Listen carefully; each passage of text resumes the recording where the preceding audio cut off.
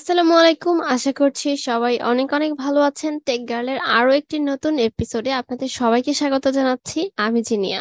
এই ভিডিওতে আমি আপনাদের সাথে শেয়ার করতে চাচ্ছি ইলাস্ট্রেটরের একটি স্পেশাল ট্রিক। এই ভিডিও টপিক ভালোভাবে বোঝানোর জন্য আমি অলরেডি একটা ইমেজ ডাউনলোড করে রেখেছি। খেয়াল করুন, এই ইমেজটাতে দেখা যাচ্ছে এটা হচ্ছে সাধারণত পত্রিকাতে কোন একজন পার্সনের ব্যাপারে এখানে কোনো কথা লেখা আছে। রাইট সাইডে দেখা যাচ্ছে এখানে তার ছবি ইউজ করা হয়েছে, এন্ড লেফট সাইডে তার ব্যাপারে কিছু ইনফরমেশন। ভালো মতো খেয়াল করলে দেখতে পারবেন এখানে তার যে পিকচারটা, তার পিকচারের সাথে কিন্তু কোনো টেক্সট টাচ লেগে যায়নি। পিকচার থেকে একটা নির্দিষ্ট পরিমাণ মার্জিন রেখে এই টেক্সট গুলো ডিজাইন করা হয়েছে। এখন আমি যদি এই টেক্সট গুলো লিখতে চাই, আমি কিন্তু প্রত্যেকটা লাইন বাই লাইন এই ডিজাইনটা করতে পারি। সেক্ষেত্রে আমাকে আলাদাভাবে টাইপ টুল নিয়ে প্রতিটা এই টেক্সট গুলো লিখতে হচ্ছে। ইভেন শেষ করতে হবে এমন ভাবে যাতে মার্জিনটা সুন্দর মতো থাকে। এটা অনেকটা সময়ের ব্যাপার। এই ভিডিওতে আমরা সেই ট্রিকটাই শিখবো যাতে করে জাস্ট 2 সেকেন্ডের মাধ্যমে আমরা আসলে এমন কিছু করে ফেলতে পারি যাতে করে হবে কি যে আমরা আসলে এই ছবিটার চারপাশে একটা নির্দিষ্ট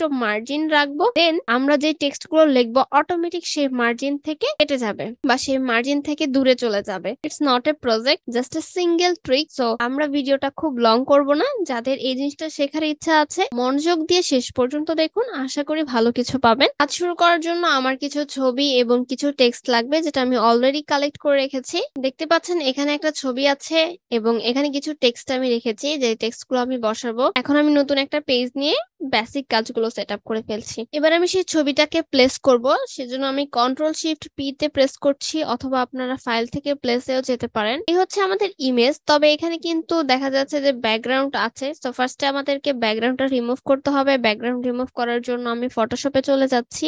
ব্যাকগ্রাউন্ড রিমুভ করার জন্য এক এক ক্ষেত্রে এক এক রকম সিস্টেম মেনে চলতে হয়। পিকচারে ব্যাকগ্রাউন্ড রিমুভ করার আগে খেয়াল করুন এখানে কিন্তু এই পিকচারটা যে লেয়ারে আছে ব্যাকগ্রাউন্ড, সেটা কিন্তু লক দেখা যাচ্ছে। আমি এখানে জাস্ট একটা ক্লিক করলে এটা আনলক হয়ে যাচ্ছে। এই অবস্থাতে আমি যদি প্রপার্টিসে চলে যাই, যদি আপনার প্রপার্টিস খুঁজে না পান, উইন্ডোতে যাবেন অ্যান্ড দেন প্রপার্টিস। এখানে নিচে দেখুন কুইক অ্যাকশন নামে একটা অপশন আছে।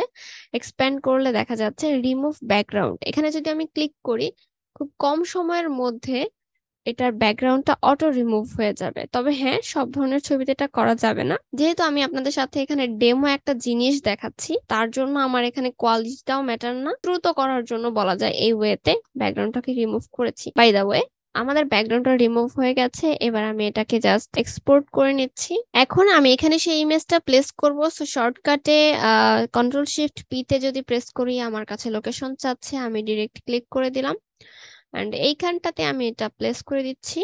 অটোমেটিক এমবেড হয়ে গেছে, খুব ভালো। এন্ড এটা সেন্টার, হরিজন্টাল ভার্টিক্যাল সেন্টার করে নিলাম। আমরা আসলে চাচ্ছি কি যে আমরা এখানে একটা টেক্সট প্যারাগ্রাফ লিখবো, তবে সেটা যাতে একটা নির্দিষ্ট মার্জিন থাকে, ছবি থেকে একটা নির্দিষ্ট মার্জিন রেখে টেক্সটটা আসলে বসানো যায়। শর্টকাটে কিভাবে করা যায় সেই প্রসেসটা আমরা শিখতে চাচ্ছি। সেজন্য আমাকে এই ইমেজের চারপাশে একটা এরিয়া নিতে হবে বা একটা এরিয়া ক্রিয়েট করতে হবে। তার জন্য আমরা পি তে প্রেস করলাম, মানে পেন টুল দিয়ে আমাদের এই কাজটা করতে হবে। এই ছবির চারদিক থেকে আমি একটা এরিয়া সিলেক্ট করছি। ভিডিওটা আমি হয়তো বা একটু স্পিডে দেখাবো, কারণ এটা একটু সময়ের ব্যাপার। তবে হ্যাঁ, এটা আপনার 100% অ্যাকুরেট করতে হবে এমন কোনো কথা নেই। কারণ হলো যেহেতু এটা নির্দিষ্ট পরিমাণে একটা মার্জিন আমরা নিয়ে কাজ করব, এটা কিন্তু এমন না যে এই ইমেজ থেকে কিছু হবে। ইমেজটাকে লক করে দিলাম। এরপর আমি এখানে একটা মেসেজ লিখে রেখেছি শর্টকাটে করার জন্য। আমি মেসেজটাকে কপি করলাম, টাইপ টুলে ক্লিক করে আনুমানিক আমি এই জায়গা থেকে শুরু করতে চাচ্ছি।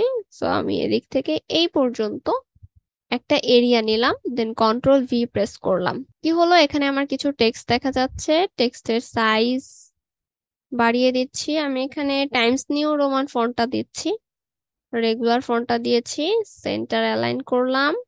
ইমেজের চারপাশে যে লাইনটা আমরা ক্রিয়েট করেছিলাম, আমি আপনাদের বোঝানোর জন্য এখানে একটা কালার দিচ্ছি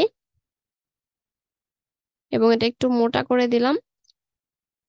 এই যে চারপাশে যেই লাইন ক্রিয়েট করা হয়েছে, দেন এই লাইনটা সিলেক্ট করছি, সাথে এই টেক্সটটা সিলেক্ট করছি। এরপর অবজেক্টে যাচ্ছি, টেক্সট র্যাপে যাচ্ছি। খুব ভালো মতো খেয়াল করবেন কাজটা কিভাবে করছি। অ্যান্ড কিভাবে আপনি আটকে যেতে পারেন সেই ব্যাপারটাও এখন আমি ক্লিয়ার করে দেব। টেক্সট অ্যাপ থেকে যখন আপনি মেকে ক্লিক করবেন সাথে সাথে আপনার অটোমেটিক এখানে মার্জিন ক্রিয়েট হয়ে যাবে। বাট আমার এখানে হবে না। আমি মেকে ক্লিক করছি, দেখুন এটা হলো না কিন্তু। কেন হলো না? Control Z. এর কারণ হচ্ছে আপনার এই পিকচারটা উপরে থাকতে হবে, পিকচার লাইন এগুলো উপরে থাকতে হবে এবং এই টেক্সটটা পেছনে থাকতে হবে।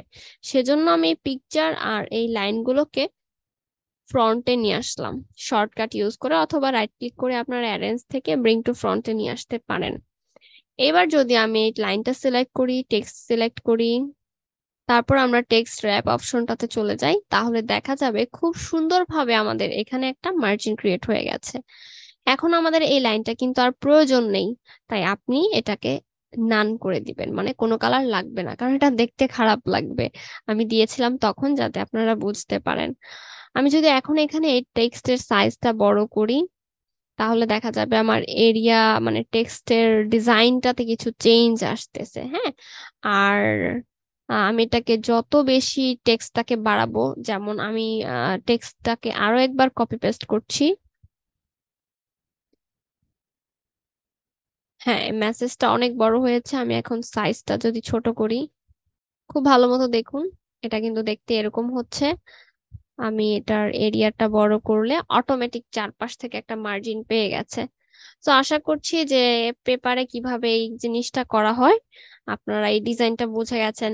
আসলে পেপারের এই পেপারটা আমাদের কেন শেখা দরকার? ফর এক্সাম্পল, আপনি কোথাও গ্রাফিক ডিজাইন শিখে মার্কেট প্লেসে কাজ করতে পারছেন না কোনো কারণে, ঠিক আছে, বা হয়তো বা আপনি অফলাইনে কাজ করার প্রতি ইন্টারেস্টেড, তো কোথাও আপনি ট্রাই করলেন, দেখা গেল যে আপনাকে এরকম একটা করতে দেওয়া হলো, হ্যাঁ, তখন এই ট্রিকটা আপনার কাজে লাগতে পারে। ইভেন দেখা যাবে হয়তো বা আপনি অনলাইনের কোনো কাজেও আপনার এই ট্রিকটা কাজে লেগে যেতে পারে, যে ইমেজের চারপাশে একটা নির্দিষ্ট মার্জিন থাকবে, অটো টেক্সট র‍্যাপ হয়ে যাবে। তো আশা করি ভিডিওটা আপনাদের জন্য খুব ভালো হয়েছে।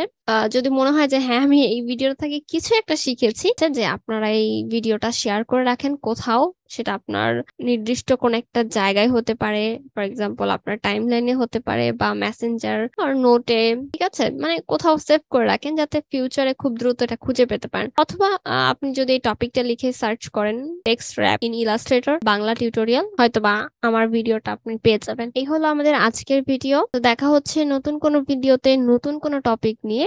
সে পর্যন্ত সবাই ভালো থাকবেন। আসসালামু আলাইকুম।